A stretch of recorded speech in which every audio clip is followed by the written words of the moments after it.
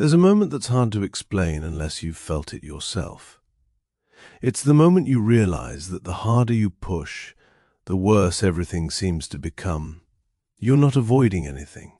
You're not giving up. You're applying pressure because you believe that's what you're meant to do. And yet, instead of things easing, something inside tightens. At first, you don't question it. Pressure feels productive. It feels like proof that you care. So you accept the tension. You tell yourself it's temporary, that once you get through this part, things will settle.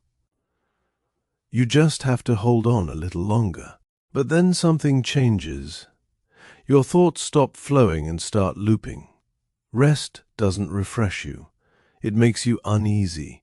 Even moments that should feel neutral begin to carry weight. You notice that you're always bracing, always alert, as if something is about to go wrong, even when nothing is. You try to compensate by pushing harder. You focus more.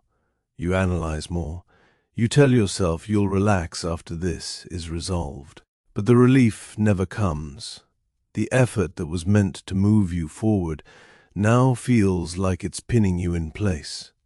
Pressure has a quiet way of convincing you that effort is always the solution. That if something feels difficult, the answer must be more control, more discipline, more force.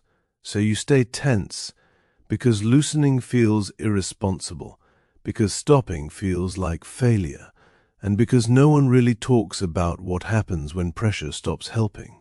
Under sustained pressure, the mind doesn't sharpen, it narrows. Options disappear. Small problems feel permanent. Every decision carries more weight than it should. You're not thinking more clearly. You're thinking more urgently. And urgency is not the same thing as clarity. This is usually when self-blame sets in. You assume that if pressure is making things worse, the fault must be yours.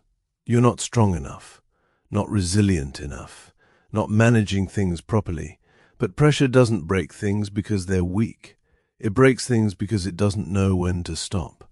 What makes this difficult to notice is that pressure often looks like responsibility from the outside.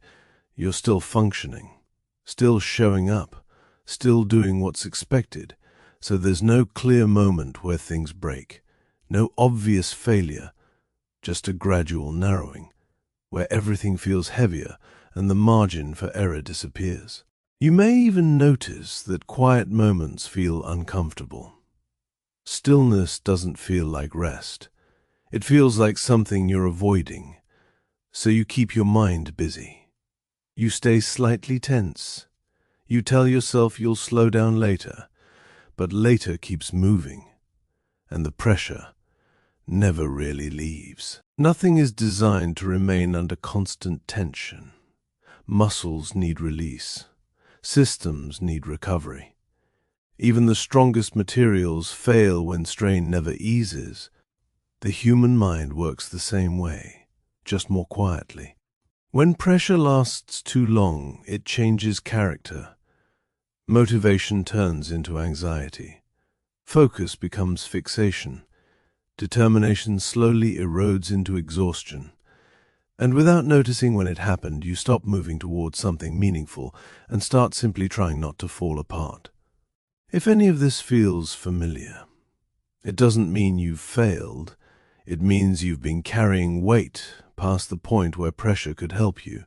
And sometimes the most important moment isn't learning how to push harder. It's recognizing the moment when pushing stopped working.